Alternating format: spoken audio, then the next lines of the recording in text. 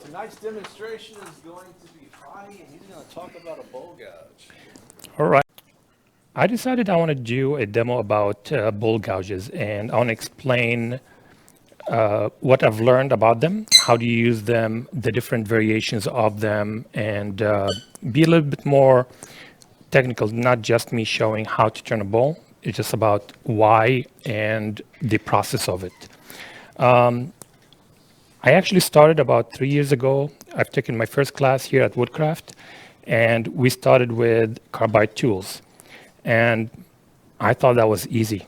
And I kept looking for justifications just to use carbides. Looked at videos explaining why and what you want to get done with carbide.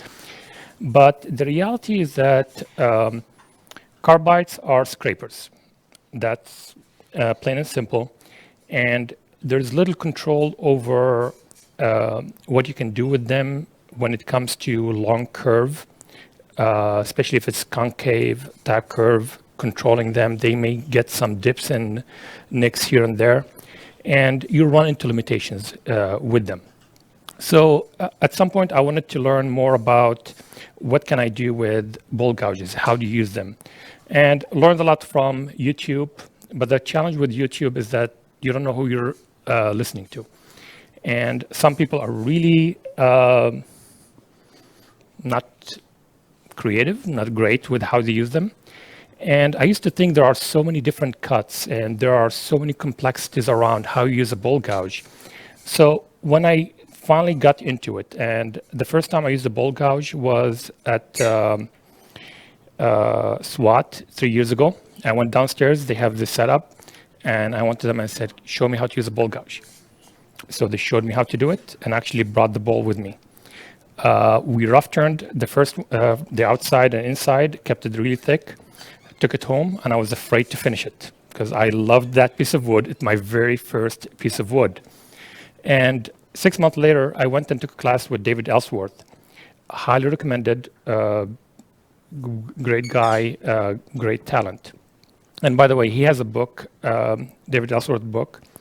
It's actually the exact same process you'll learn in his videos and in person. He explains it word by word, step by step. I have two versions of that book, 2 copies of that book. So the thing I realized, bowl gouges, there are like 6, 7 cuts, and that's about it. Everything else, what you do with it, is just up to you, your creativity, and practice. The people you see turning all the time, most of the time they're professional turners. They turn over and over and over, and they do the exact same bowl type shape over and over and over. So there's lots of muscle memory around it. So when they do it, they make it look so easy. And it's not that easy, especially when you're working on something large and you want to take this long sweeping action.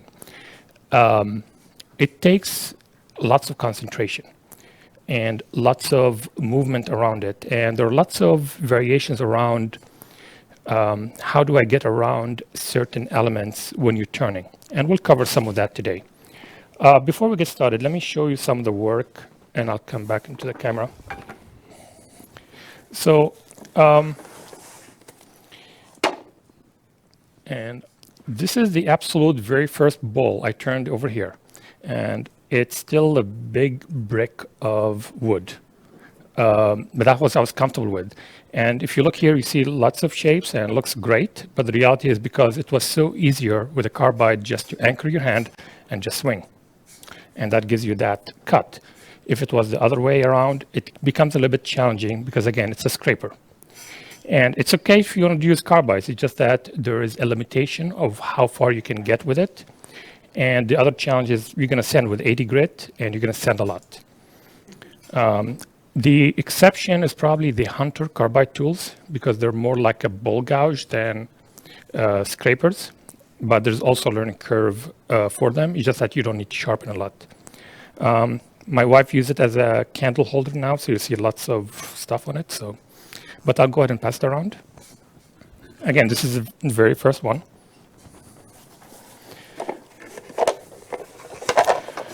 So this is the bowl I turned when I went to SWAT. It wasn't that shape, but after taking the class, I came back and refinished it and just cleaned up the shape a little bit. I still like this bowl. Not the best bowl out there, but I do like it. I think so. So from there, watching a lot of people online, I used to see everyone turn thin bowls, and I used to think that's what wood turning is about. You turn something thin. So I practice and practice and practice, and I blew up so many bowls. Till today, I probably, if I go thin the first time, I come back and redo it. I usually take about 2-3 months off during summer and a month or two during the winter off. When I come back, I will go through 2, 3, 4 bowls where I actually blow them out. And hopefully we're not going to do that today, Jim. Just FYI. And I was comfortable with it. I became comfortable with it because I thought that's how you do it. So I was challenging myself. I'm trying to get it done. And I can tell you till today, every time I do something thin, every single time till now, I think I went through the bottom. And thankfully, I haven't gone through the bottoms yet recently, but here are some of the items I've done, kind of done purely with a bowl gouge. These becomes a little bit challenge. We could probably talk a little bit about how you come around the corner later, but these are done with just a bowl gouge. Those are mesquite.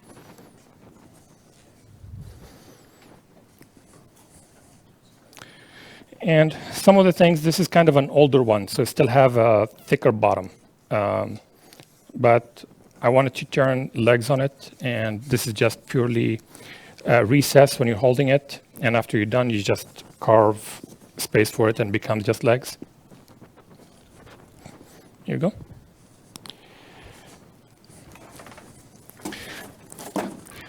When we're talking about bowl gouges, there are various grinds. Some of the grinds you will see, there's the David Ellsworth grind, which is a swept back grind. That started in Ireland by Liam O'Neill.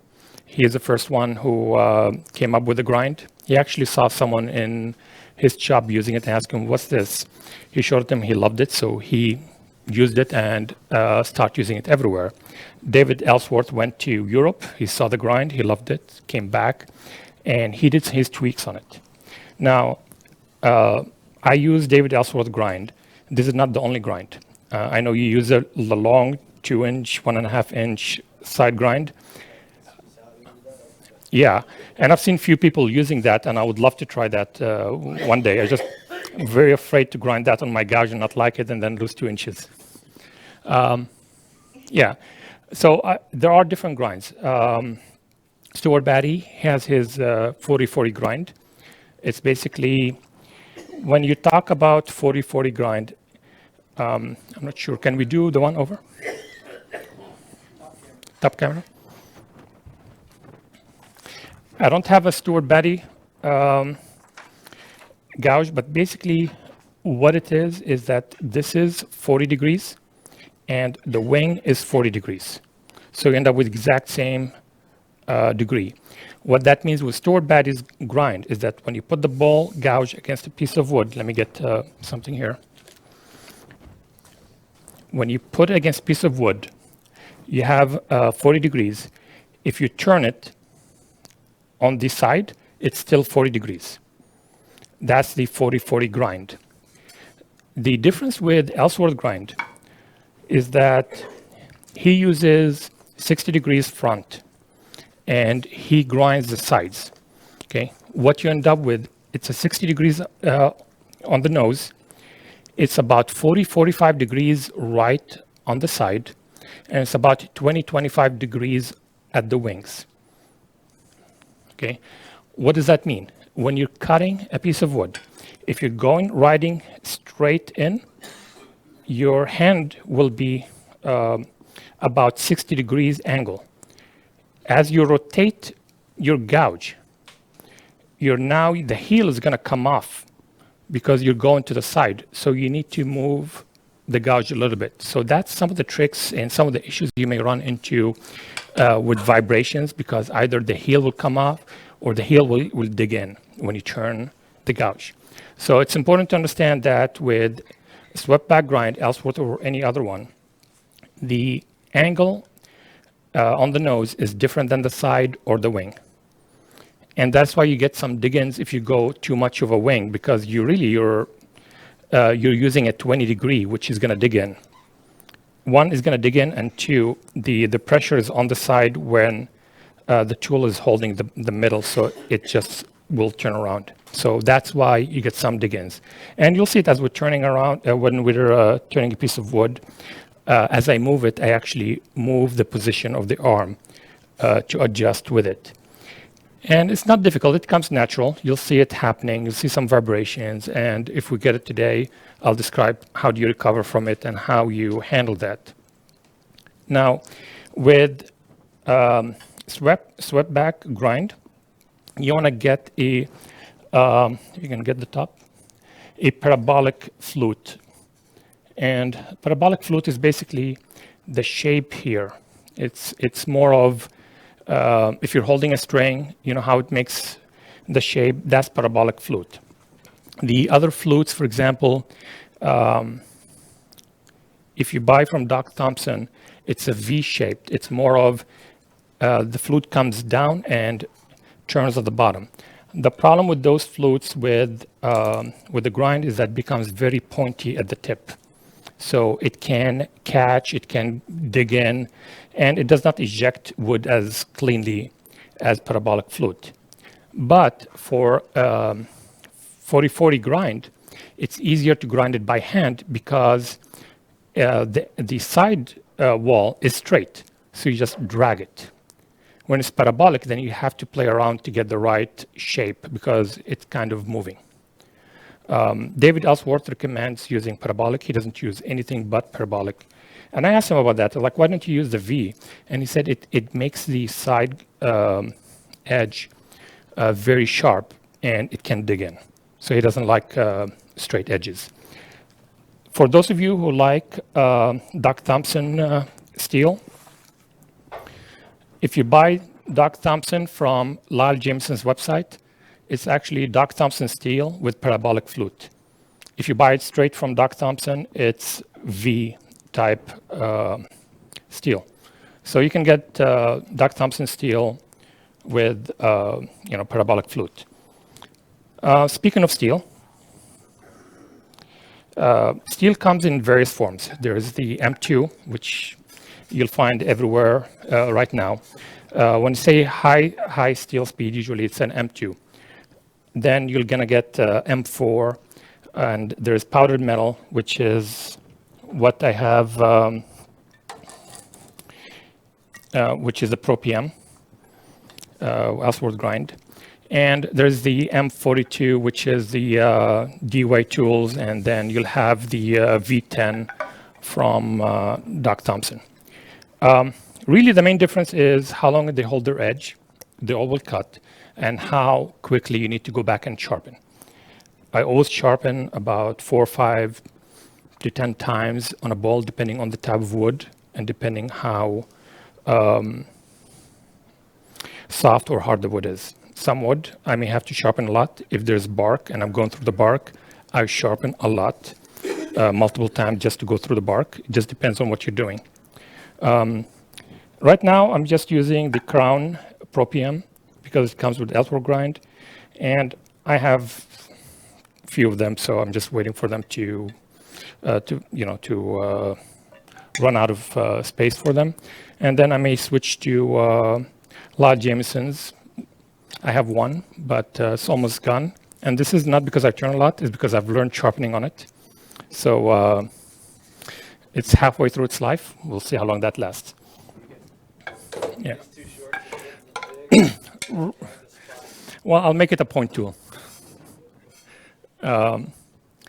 So next becomes size. This is the 5/8. Can we get the top one? Okay. So 5/8 is the most common one. This is what David Ellsworth uses for all his turning. Oops, sorry. So then next to it is the 1/2 inch. Okay, and the 1/2 inch, it's Alsters like to use 1/2 inch for small sizes because you can get around small corners, and the smaller the gouge, the finer the cut, the nicer the cut. It's just that you cannot take a big cut. And if you hang over the tool rest too much, you're gonna get vibration. And you can actually hear it squeaking.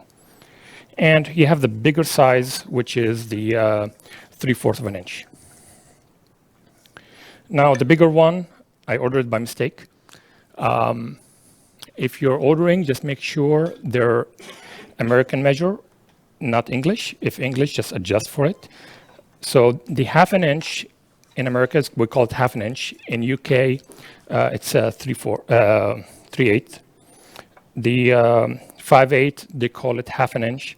And when I ordered the 5/8 Henry Taylor, it's actually 3/4.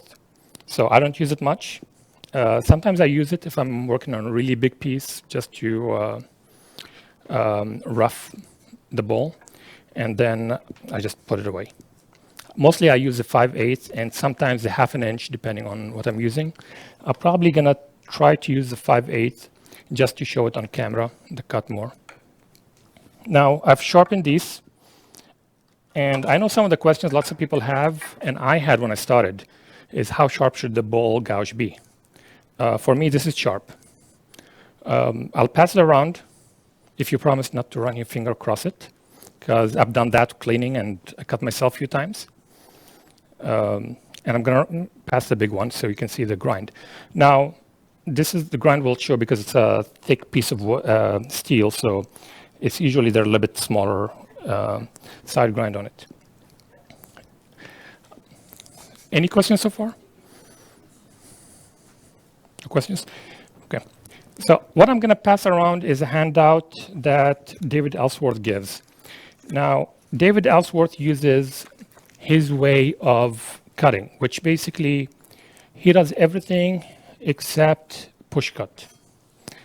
So, and big part of it for me, I think, because David Ellsworth is a production turner, and because of his background, he used to be production turner, let me rephrase that, he got so comfortable with it. And what he wanted to come up with, he wanted to come up with one bowl gouge that does all the work, so he doesn't have to put it down, pick another tool, turn, and put another tool, and do something else. So he came up with a way to do multiple cuts with one bowl gouge and do a bowl from beginning to end with one tool. I actually have his demo bowl at home. He gave it to me, and it's 1/8 inch thick. He did it in 20 minutes while explaining what he's doing, and no sanding, no other tool, just a bowl gouge, and he just ran through it. And we're talking about it during dinner, which you would think he's too thin, and he will take 5 more cuts somehow. And I was like, okay, but that's experience. And big part of it is because professional turners do it over and over and over, so they're very comfortable with what they're doing. So we're going to go through these cuts today, as well as I'm going to cover some other ways of doing things and other tools I've learned from other people. Okay.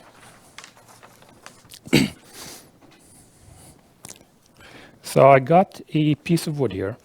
The first thing we'll talk about, let's talk about chucking piece of wood. Before I used to buy my blanks round because I didn't know how to round them. That was a challenge, and I don't have a bandsaw. Usually I don't cut it this way. I would leave it like either a full piece of log. Actually, let me show you this one. This is the last one I've turned. I haven't done. I need to sand it and put another coat so that the finish still seeping through the pith. This was actually full log turned on the lathe, big log like some of those, and I rough turned it with a bowl gouge, sharpened, did the shaping, and carved the middle. The inside is not sanded, still as is, and that's where the bull gouge really excel. You don't have to use, if you don't have a bandsaw, you don't have other things, you can actually do it with just a bull gouge. And it's easy. It's not as complicated or as problematic as you think so. But because I didn't know this lathe, I wanted to just round the corners, and I don't know how much power it has and what can we get through it. Let me pass this one. I love the round shape, by the way. So first thing is mounting a bull on a lathe.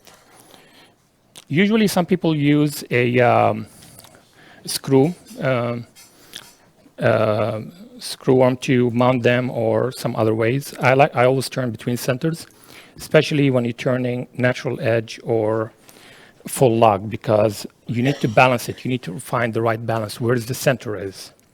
And the way I've learned to do that is you bring it up. I'm not going to put it the right center right now, just show it. And you let it go. If it's wings down, that means the weight at the bottom. So you go back and you lift it up a little bit.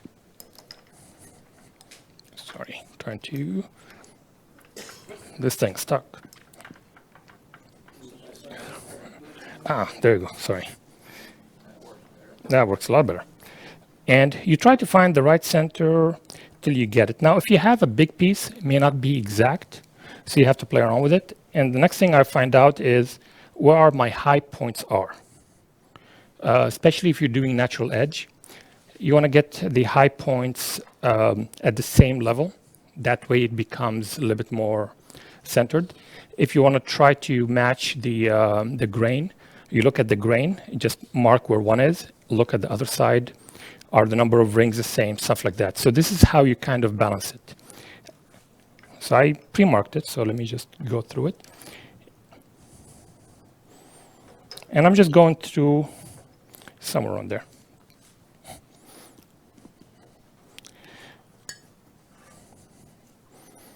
Make sure it clears.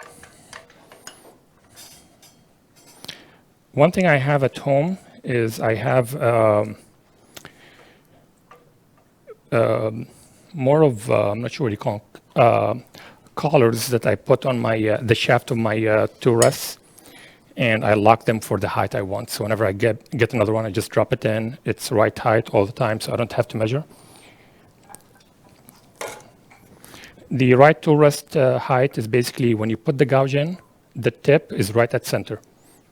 So that's kind of where you want it to be. So it's a little bit off, which is good.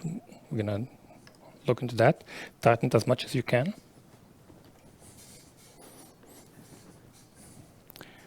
So the first cut in here is the roughing cut. Okay. And the roughing cut is basically you want to keep the gouge flat. The handle is flat, you're not going at an angle. Because what's going to happen when the wood comes down and hit the tip, if it's down, it's going to eject. And you don't want that vibration. If you put it straight, it's a down pressure. It's just a tip right outside. It's not much of a vibration or fighting with the gouge. And I can actually use a full log and turn it, holding my gouge with just 2 fingers. Okay, there's not much pressure. So, and the other thing is basically you want to make sure you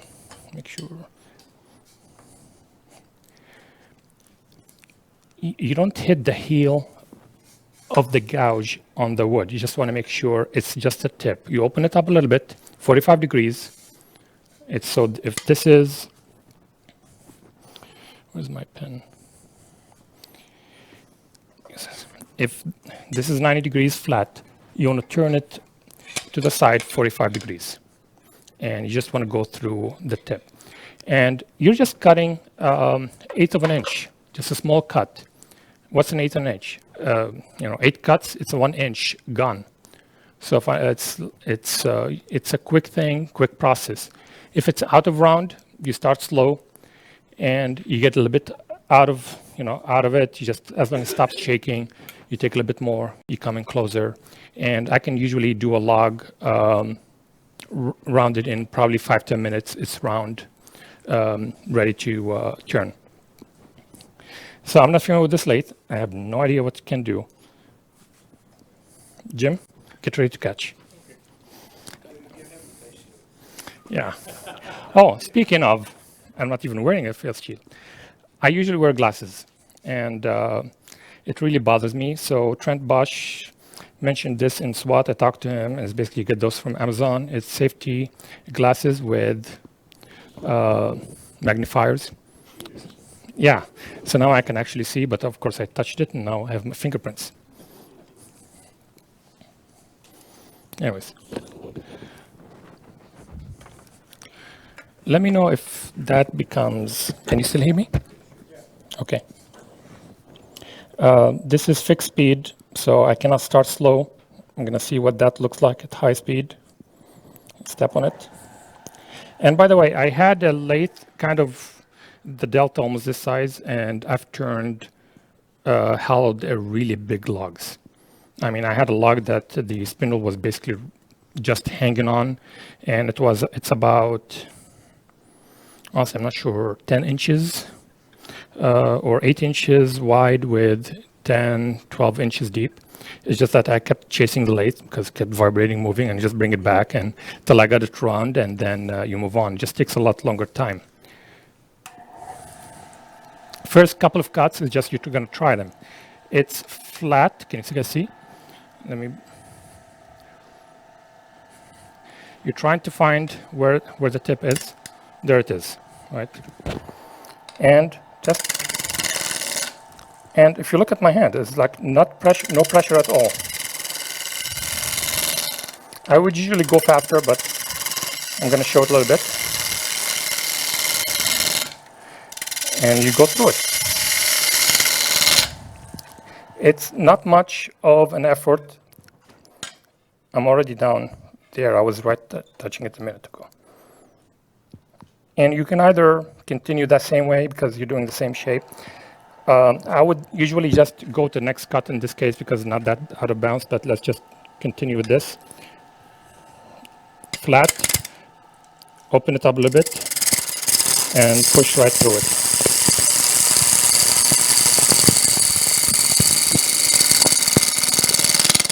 If it's slower, you're going to get lots of vibration. So just speed up to a point where it's not vibrating too much. And you can, if it becomes a problem, you can just swing in and take smaller cuts. Swing your hip is kind of doing a swinging motion. I can do that and take smaller cuts. The thing moved. Okay. So if I want to do the side instead of just going from the bottom, same process, just go to the side. Let me see, good amount. Okay.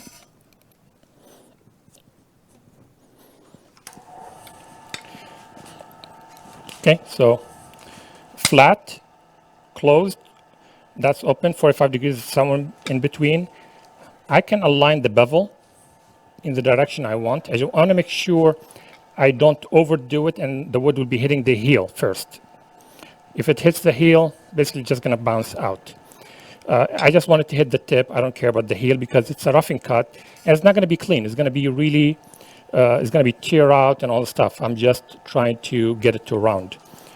Open it up a little bit and just move down the line.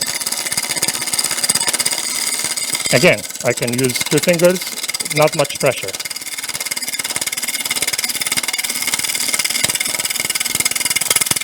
Okay, so a little bit more here.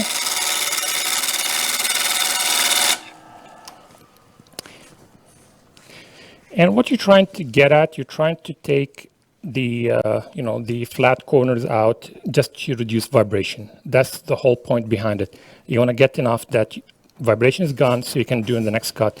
And if you look at it, it's really not a clean cut. Actually, this is not as bad as expected, but it's not a clean cut.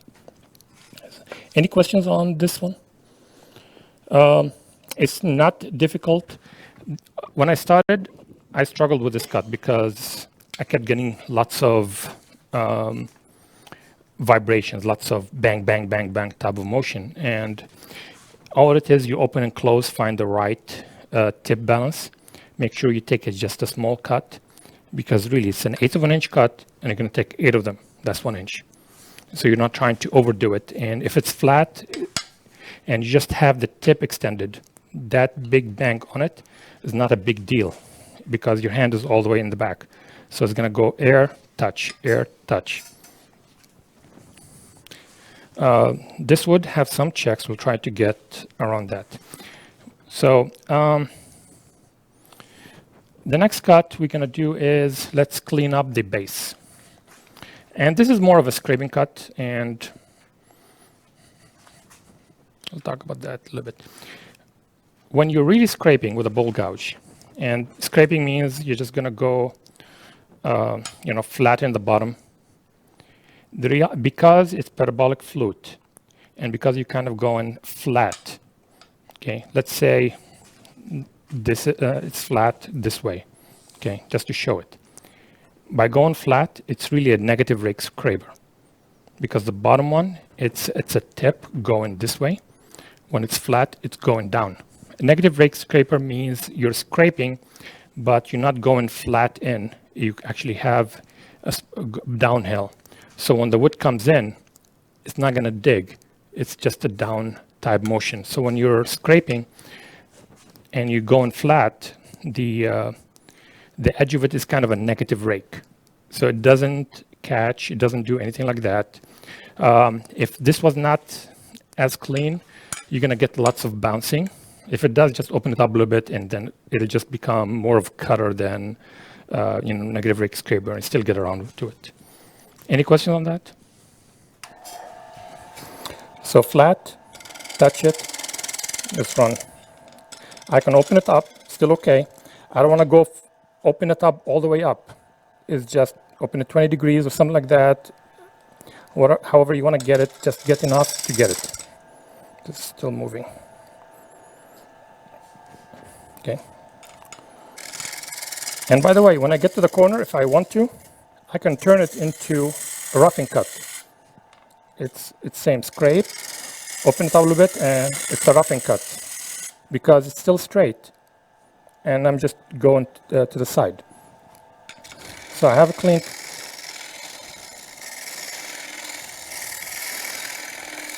Okay, you have a clean base. And those are 2 cuts so right now so far. We just cleaned the bottom, and we just rounded it. It could be rounded some more, but that's fine. We're going to show the next cut on it. The next cut becomes David Ellsworth calls slicing cut. Other people call it a pull cut. And what's a slicing cut or a pull cut is really, it's you're holding the gouge to your side. You lower the handle about 20-30 degrees, and you're pulling towards you. There are two different cuts, and people debate, is it a push or a pull? And the reality is, if you're pulling, it's a pull cut. If you're pushing and rubbing the bevel, it's a push cut. So you're going, the bevel leading the cut, that's a push. When the bevel trailing the cut, that's a pull cut. When you drop the handle, what happens when you drop the handle is that now you are at an angle, you're slicing. It's going to hit the tip, slice off, as if using a knife at an angle, and you're slicing. That usually gives you a better surface. So let's try that. You drop the handle, and if you see, it's taken a lot of a contact. I'm not using full. I can. If it's a dry or hard piece of wood, I would use a little bit. I would cut a little bit less, just to get through it, because it's a hard piece of wood. It's going to cut a little bit harder. And if it's a soft wood, I can take a bigger cut. and I can shape it. See, this is where I'm getting some vibration. This is the interrupted cut because the surface is not completely round. And that's okay, because if I want to shape it, I'm pushing into it. Okay. Now, where am I cutting? It's open, it's handles down. Let me stop this. So this is completely open. Bevel is not going to rub if it's completely open because it's just hitting the tip. When I drop it and open it up a little bit, I'm hitting this side, which is about the 40-45 degrees. So by dropping it and hitting it, I'm not trying to rub the bevel, but it's hitting this tip on this side, the direction of the cut. You don't cut to the other side. You never ever cut with flute completely open, and you never ever cut with flute open, same side like that. You always cut with the direction, a little bit closed, a little bit open.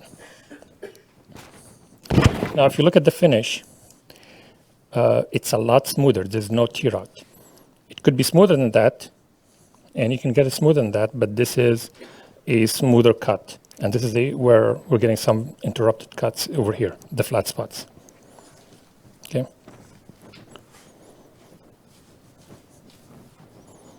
Let's get the tool rest a little bit closer. If you guys want to see something specific or for me to explain something differently, let me know and we'll look at it. The goal here is to just show the actual cuts. And we're going to have a hole in there, a bug hole, but it's fine. Again, this is flat, this is open, this is closed, 45 degrees, drop it. By the way, you always want to have the tool, the handle on your side. And this is not just for, just a habit or something. The reality is when it vibrates, your body can absorb the vibration.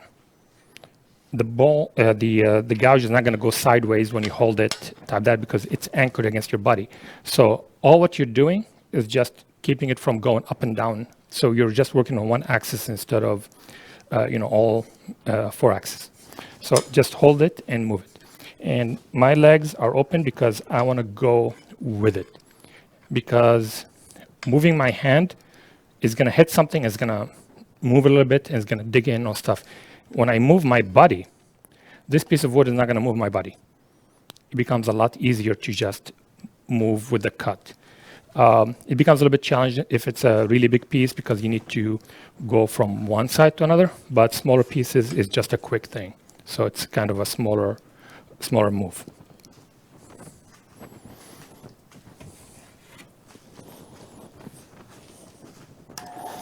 So again, lower, open a little bit, touch, and pull. Okay, right here, I'm gonna add a bigger piece because there's 2 ridges. I can stop, do the other one, or I can try to go through it and see what happens. Now, sometimes when I'm pulling, sometimes I get vibration. So let me see if I can do that. Right there, I'm having a vibration. And usually what you're doing, you're not pushing the gouge into the wood. You're just trying to align it. You want the tip to cut, and that's it. You don't want to push into it. If you ever get a vibration, stop, take 1 step back and try it again, just a smaller cut to get rid of the vibration. The minute you start a vibration, what happens, vibrations happen for more than one reason. Either you're pushing too hard in the wood, you're going faster than the rotation. So either the speed is slow because it's not round or just don't have it fast enough, or you're forcing the cut into it, so you're gonna get some vibration because it's gonna skip a little bit, and the minute it skips, it's gonna hit the body and start bouncing. So just take a smaller step back, take another step, another cut, and keep going. While doing this, let me show you a cut that is not in the handout. It's a push cut because David doesn't do push cuts. And I asked him actually, why do you not do a push cut? He said, because I don't have to. He can shape it, and right now I can shape the whole thing with just a pull cut, and it's clean. It's not bad. I have bug holes, stuff like that, but it's a clean cut. A push cut is exactly like a pull cut, except you're aligning the bevel, this bevel right here. And I don't know where I put my pen. Aligning the bevel with the wood, and you're just going with it. I'm not pushing in. I'm not forcing the cut. I'm just letting it ride through the cut. Now, Stuart Batty showed me this at the demo in his booth, which made a lot of sense. He actually showed it in some videos, I think.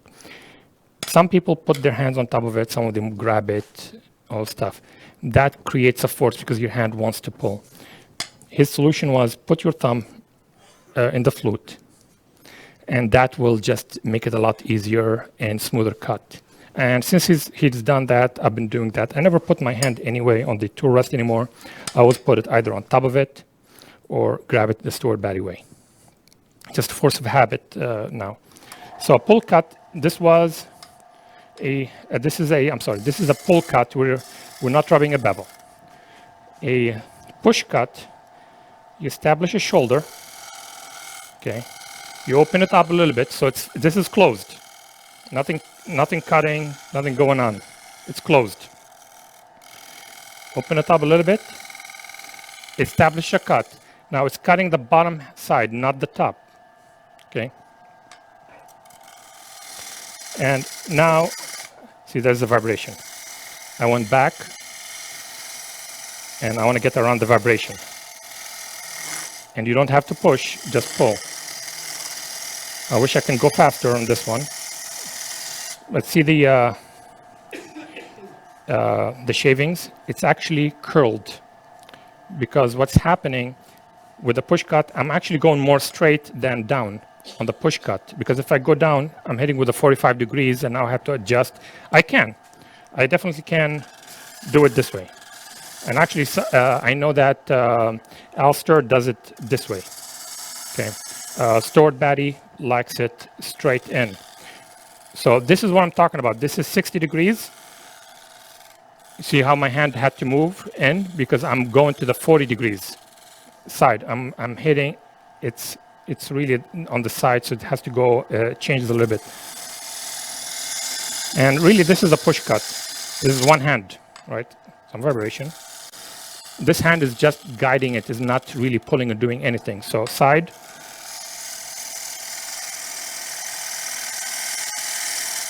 There's a vibration. There's a vibration. So go back a little bit and take the other cut.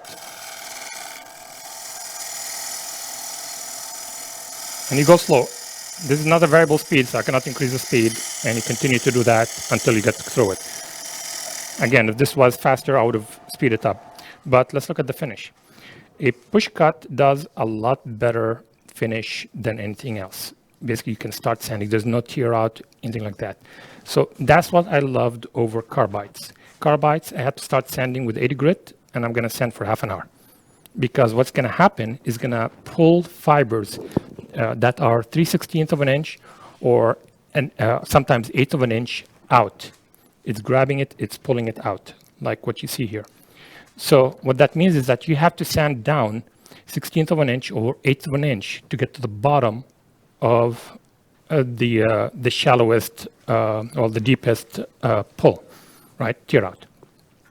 So with this way, you don't have to deal with tear out. So question on that? Again, this is the push cut is not in there. But it's one of the cuts that's available to you if you want to. Now, you can do both. I can do a pull cut, right? I'm doing a pull cut. I can drive into it. See how I swang? And now I am doing a push cut. When do you do that? For example, if you don't want to, in a hurry and all stuff, you can do flat the bottom, open it up, push it in, and keep going. So you can do that at the same time. Okay. So let's finish it with a pull cut just to get it around and talk about the next.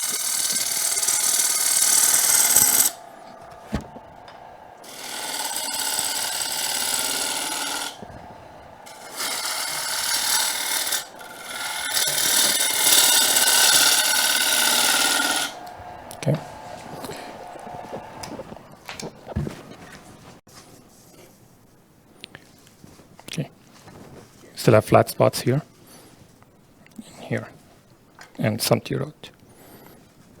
What kind of wood are you working with? No idea. It's actually one of the things I won over here last time I was here. So I just figured, you know what, let's do it. I love the spalting on it.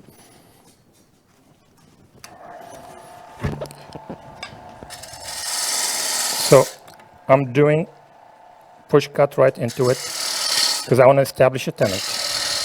I have it a little bit open. Okay.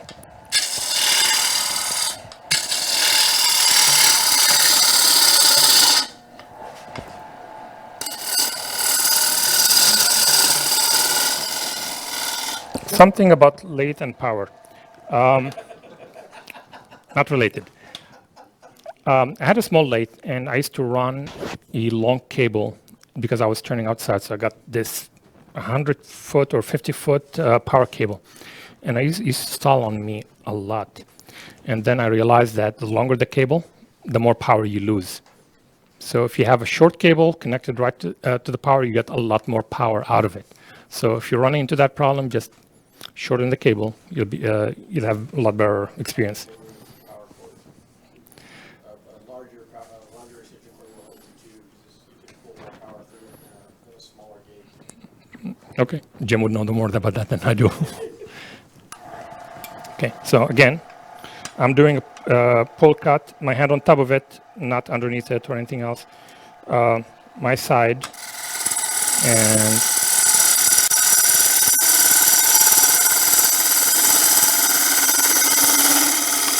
now the top is not flat. See that? It's not because it's not flat piece of wood, so there is high points and low points, and that's okay. I just want to get through it and just make sure, for example, I can do a push cut, rub it, open it, start cutting, there it is, start moving. I'm just moving my hip. Some vibration, start all over,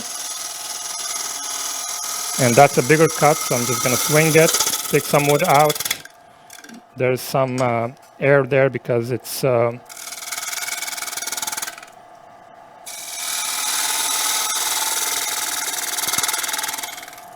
it there.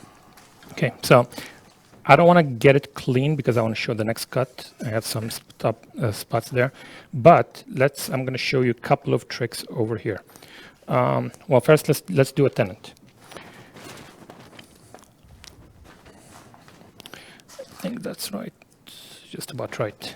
So there's more than one way to establish tenon. I usually eyeball it, or I'll just take my chalk, put it on top of it, look at it. It's close enough.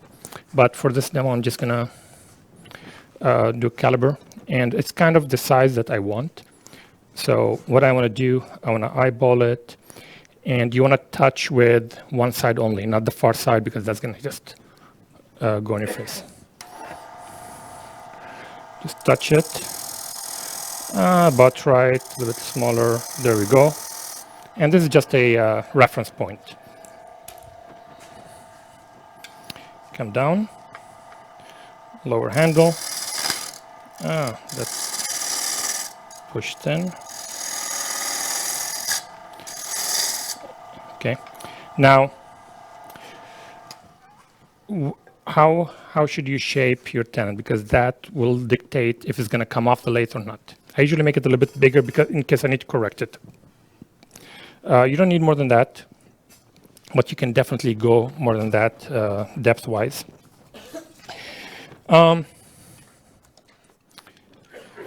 I brought a couple of chucks. I'm not going to use the Nova. Okay. On the Nova chuck, what it has a dovetailed on the outside. So if you're going to do an expansion, you need to make it dovetailed. But if I want to grip it, this needs to be flat. Because on the inside, it's actually flat, except for the tip, it has a small dovetail on it. You need to match, your tenon needs to match your chuck. I much prefer, and this is personal preference, is the Vicmark chucks. It's actually dovetailed on the inside and outside. So it's actually two dovetails. And what that means is that this one has to be basically done this way. So if this is a ball, this is a tenant, it needs to go in. What happens is when this closes on it, because it's dovetailed, it pulls the ball in and grabs it better. And it's harder to come loose because it's not flat. It's actually wider at the bottom than the top, so it grabs it. Now, you can do this more than one way. You could use a spindle gouge and just do that. You can use a skew. Skew has 70 degrees. Another way is just use a small scraper and just do small flat on one side and the other side. Let me just put that on the side here. And if you look at it, when you put it in, it matches. Okay, this is all what it is. You don't want to go straight like that. Just give it a little bit of a tip. You guys got that? And on the side is kind of a little bit, you give it like an 80 degree or whatever type degree. I don't measure it. I just grind a little bit. Question on this one? Okay, so you can establish flat side.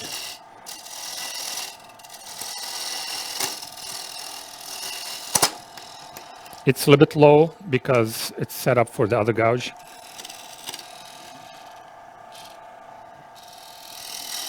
Okay, and that's my tenant. The top doesn't matter because it's not gonna hit the chuck. Something to know about your tenant. You never make it too big. If you make it too big and bottoms at the bottom of the ball gouge is gonna come loose. Okay, Vicmark chuck. Woodcraft, not Woodcraft, I'm sorry. Craft Supplies sell them. Not many people sell them. Packard sells them. Yeah, so you don't want it to bottom, just a little bit before it bottoms, and you want a flat area. Now, something that David Ellsworth taught us in class, and actually it's in his videos, and it makes a lot of sense. I don't keep it on, I will actually take it out. So the question is, when you're turning something, how do you know, I don't have one of the balls in the back, how do you know how the sweep is gonna go in? So what he does, and now I start doing that too, is that take it down, okay, full cut, clearing up, and it doesn't have to go far. I'm establishing a second tenant over there, okay? And now I'm gonna shape it based on that. There's vibration there. I'll explain that in a minute.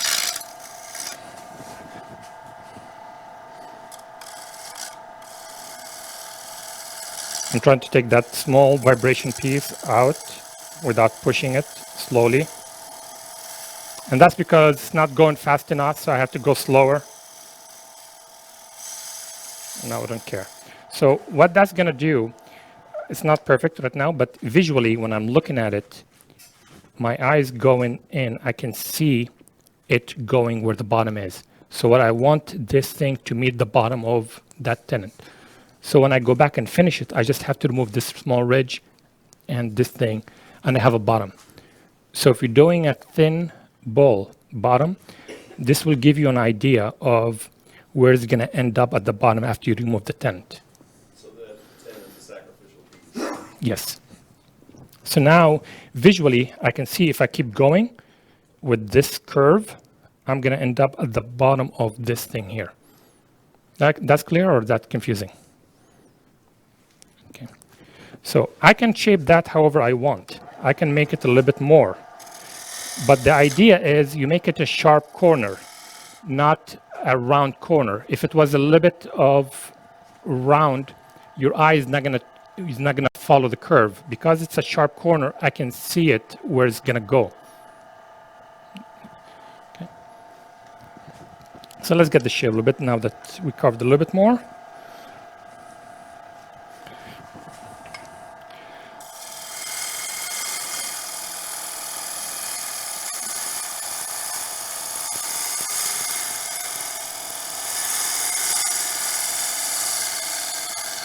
And again, I'm not trying to turn full bowl, nice shape and all stuff. I just want to show the process.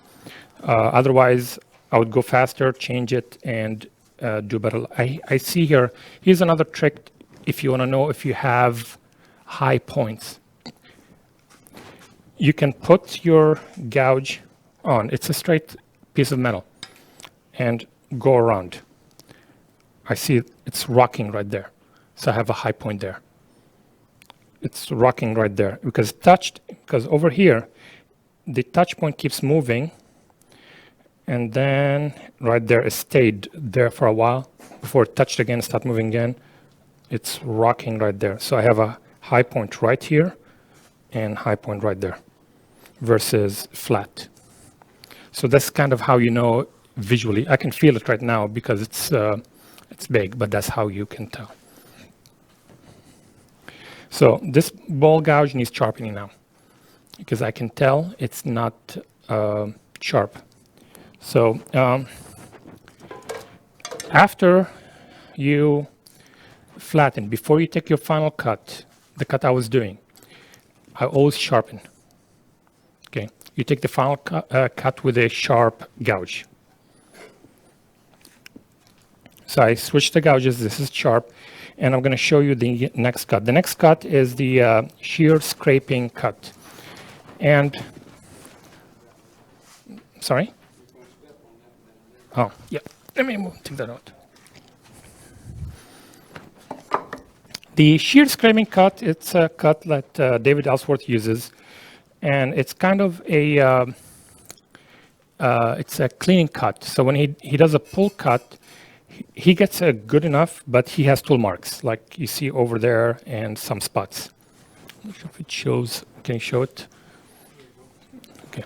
Yeah, so if you see like over here, it's not clean. There are tool marks, which is some vibration, because sometimes it's hard to get in that corner. A shearing cut is basically you're dropping the handle, and you wanna stabilize it on your hip. You drop the handle, and you want to close it almost touching the top. And you want to cut in the upper side of the gouge. Okay, so, and the reason it's called shearing is because by closing it, again, negative rake, because now the bottom wing is going a little bit down. And by dropping it, now it's slicing. It's hitting the top, slicing off as if you're doing with a knife, cutting the piece of wood. I'll show you how Alstert does it. Alstert has a dedicated tool for that. And David's reasoning is, why do you need more than one tool? This is in your hand, just sharpen it and keep going, right? And again, works sometimes. I've actually struggled with it this last weekend, and I went online to start asking people, what am I doing wrong? And there's sometimes causes tear out, sometimes creates a nice cut. Works great on some woods, not others. It just depends. And by the way, I know some of you are left-handed. I am left-handed, but I do everything right-handed because it's all what you're doing with your right and left hand is just holding the gouge to your hip. You're just moving your hip. So it doesn't matter left or right. It's the same movement.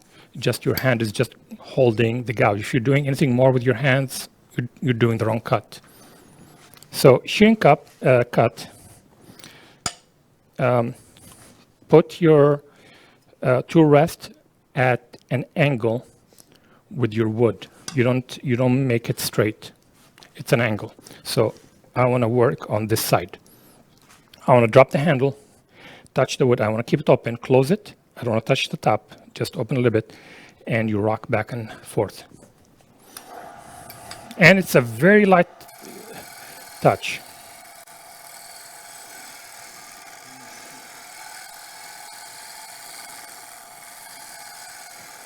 Okay. you're coming up with really small things. And look at this surface now, very smooth. So you just basically move it a little bit, take the next and blend the two pieces. There is a high ridge right there. And you always do it with a sharp gouge. Don't use it with gouge you were cutting with, because it's not going to do much.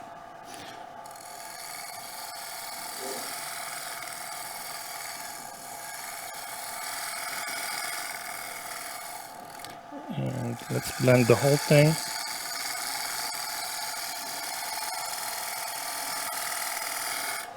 And you keep going. I probably have it dug in someplace. No, I have a small hole here, so that's going to grab a little bit. I can do it with the other hand. It's, again, just the body moving. You just need to be at, again, an angle, not straight. Drop the handle. Actually, this is a little bit uncomfortable. Don't touch your tool rest, and you're not pushing in. You're actually putting it and pushing down, because you want the least vibration possible. I'm not pushing in, not pushing anywhere else. I'm pushing, my weight is down. I want it to be stable. So I'm going to use my thumb, push down on it, and it's 45 degrees or so. And you can go more, but what that's going to do, it may grab, because now it's kind of at an angle. You may get control issues. Actually, before I go on, let me show you the Al Sturt way. So Al Sturt has a, you should put your foot here. Al Sturt has a, show, okay. Al Sturt has a, let's do the top one, if possible. Top, okay. It's a scraper. He has a left hand scraper and right hand scraper. All what it is, it's an inch scraper. He did a small curve going high point to lower point, not much, just a small curve. So it's kind of a little bit rounded. And this is his, basically his shear scraper. So what he does, he puts it at an angle, shearing angle, lift the handle a little bit, and he does the same thing. So this is exactly what the bull gouge is doing with the bottom tip, because what we were doing here, we were lowering the handle, which is, it's an extension of what this is. It's coming at a shearing angle, and this is what this is. Okay, so, but I'm lowering the handle and going through. So, and the way he sharpens it, he hones it, and I can't remember if this is 600 or 360, but it doesn't matter. Just takes the burr out, and then he puts a new burr on by putting it against the hone and push up. Okay, that creates a sharp edge going up. This is kind of what cabinet makers, scrapers make. And this is what's going to cut. Now, this will last about 20 seconds of cutting, and then you have to do it again.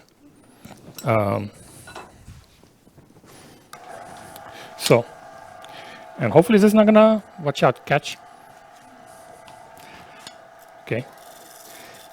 See the contact? See the wood coming off? I'm hopefully it's showing up in the camera.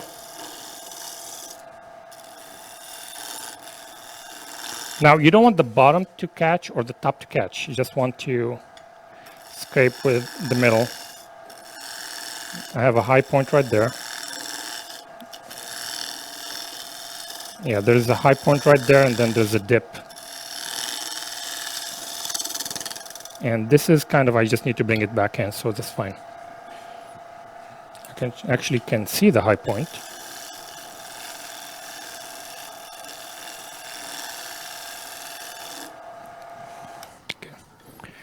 And this is kind of how you do the outside.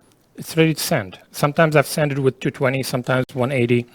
sometimes 120, just depends on the wood, but I never go below 120. Some nice trick with this gouge, I'm just going to ruin some piece of it just to show it. He showed us a way he textures the outside by making lots of lines. And I haven't tried it since I tried it first time. What he does, he makes this one straight, lower end, and he push right in. See that line?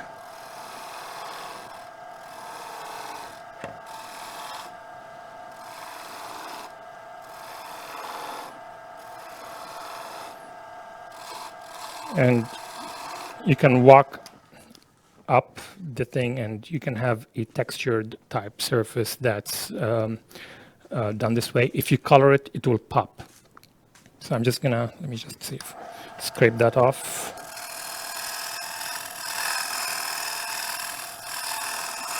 But see, this is the shear scraping, taking that off and blending everything in. Okay, question on this cut? Shear scraping. So shear scrape is always at almost 45 degrees, a little bit, each side, doesn't matter. And you do that and surface is really clean.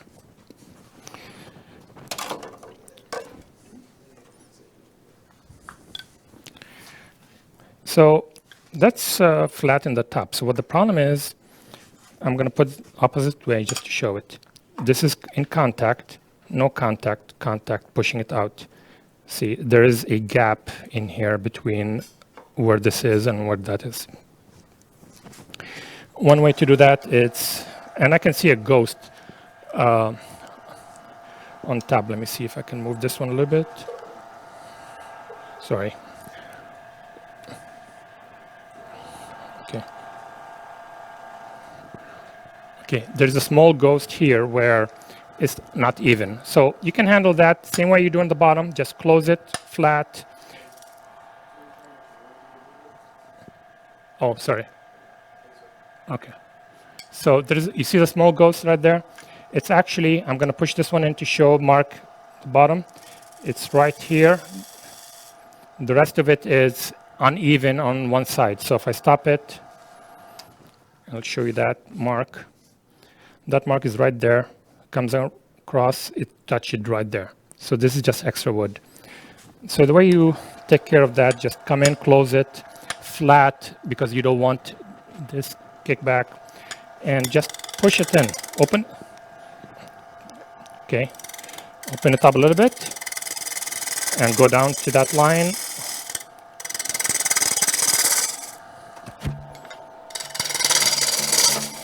And I don't care about the rest because I'm gonna hollow that. Okay. We're doing on time. Okay, so that's how you do the outside.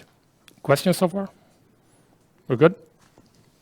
Okay, so let's switch to the inside. And now, because I've done this way, I have a mark when I need to re-chuck it. I know exactly where I'm going to put it. Sometimes if I'm reducing the size and get rid of it, you just have to find where the center is again to re-chuck it. So for the bottom, and hopefully we did the right size on it.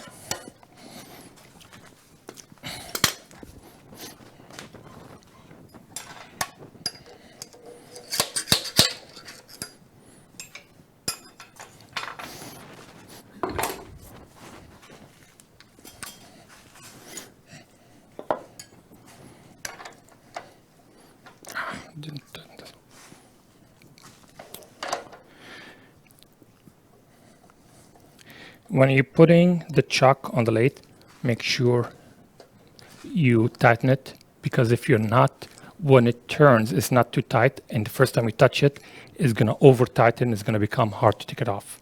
So just tighten it so there's no yank in it when you put it on. So this is a Vic Mark chuck.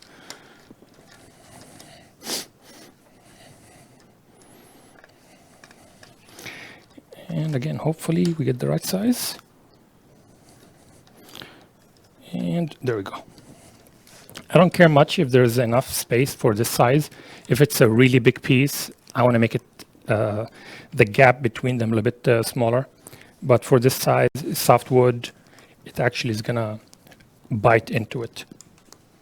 And if you see here, if it's showing, that's the angle, the dovetail. Okay. So let me move this one now to show. Let me know if the camera got it right, or can you see? Or okay, so I'm gonna show the hollowing side.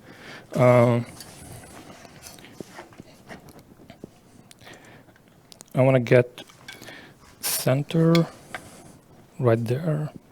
So flat, the flute has to be at center. That's eliminate vibration. So now we're switching to the interior cuts.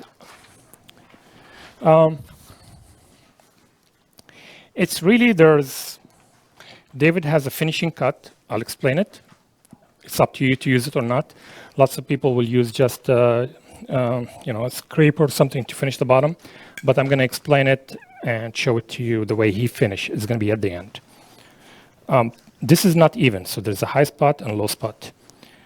I can either ignore that and just go in, or I can use the same thing, shear scraper, just this thing is just...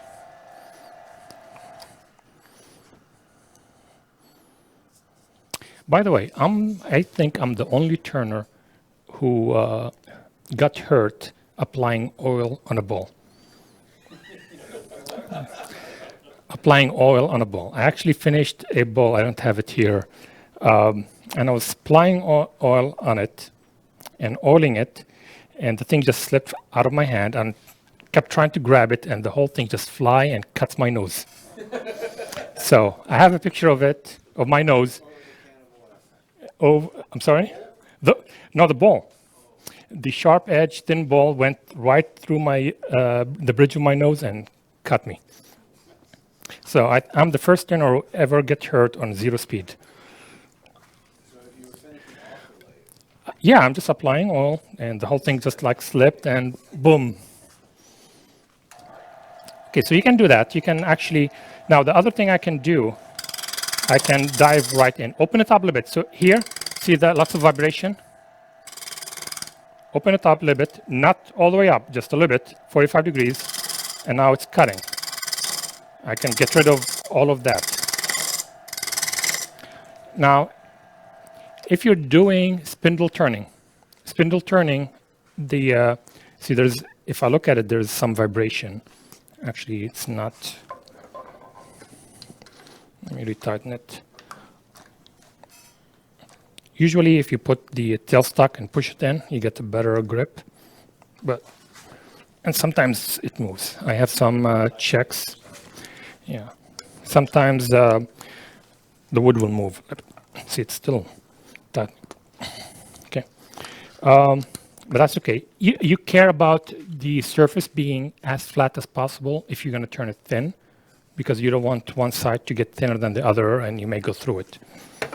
See, still it's okay. Not that great, but it's okay. I usually would just take another cut from outside and finish it. Now, let's see. Going through the bottom, you want to go in always flat, and you want to eyeball the heel of the gouge. You want it to be in the direction. You're looking at the heel, and that's what you're looking in when you're going down into the wood. I'm aligning the heel. Can you put that up?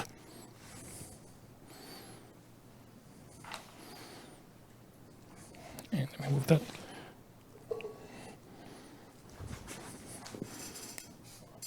Okay, so I want to see where the heel is, and that's where taking the cut, moving in. Okay, I cannot go in straight like that. You want to swing into it. So the first thing you want to do is take flat surface, flat cut. You establish something for the heel to sit on, then you can open and go in. So take a small bite. this has a spot to sit on. And now you can, this is a little bit too low. Let me just fix that. See, that's way low, so I'm getting lots of vibration.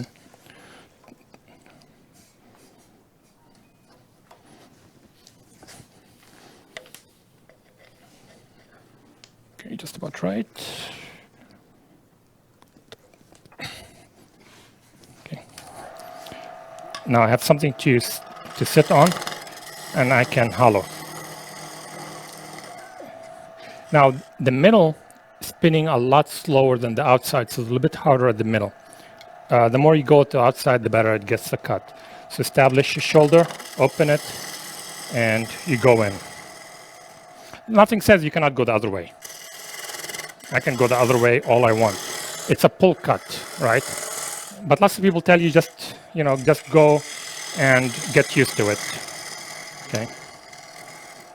Now, I'm going to explain how I do the thin walls. It's going to be a little bit thicker than I usually do it because of the vibration right now, because it's not even. But usually, and here goes the bottom. And here's the interesting thing. It actually tore off the whole tenet. That's because it's not a great piece of wood. So let's see what we can do now.